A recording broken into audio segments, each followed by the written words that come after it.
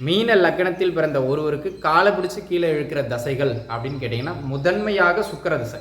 ஏங்க அப்போ சுக்கிர தசை யோக தசை இல்லையா? அது யோக தசை தான். இந்த லக்கணத்துக்கு அது தீமையை செய்யும். அந்த விதத்தில் சுக்கிரனுடைய தசையும் சூரியனுடைய தசையும் மிக மிக கவனமாக இருக்கணும். அதுலேயும் சுக்கிர தசையில் சுக்கிர புக்தி, சுக்கிர தசையில் சூரிய புக்தி, சூரிய தசையில் சூரிய புக்தி, சூரிய தசையில் சுக்கிர புக்தி, சுக்கிரன் சூரியன் 2 பேருடைய தசையிலையும் சனி புக்தி 12 கூட. அந்த மாதிரியான அமைப்புகளில் இந்த புக்திகள் வருகின்ற பொழுது ரொம்ப கவனம் தேவை. ஏன்னா சுக்கிரனோ சூரியனோ சனியோ ஒருவர் தசாநாதன் ஒருவர் புக்திநாதனாக வருகிற போது அந்த காலகட்டங்கள் கடுமையான பின்னடைவு, பொருளாதார நெருக்கடி, தொழில் பிரச்சனை எல்லாவற்றையும் அப்போ தான் கொண்டு வந்து கொடுக்கும். நம்ம வாழ்வியல் ஆதாரத்தை கொஞ்சம் அப்படி அசைச்சிட்டு போயிடும். அப்போது அந்த காலகட்டங்கள் தசா புக்திகளாக நடக்கிற போது நம்ம எதுவும் அகலக்கால் வைக்காமல் இருந்துக்கணுங்கிறது நம்ம மனசில் வச்சுக்கிடணும். சரிங்களா?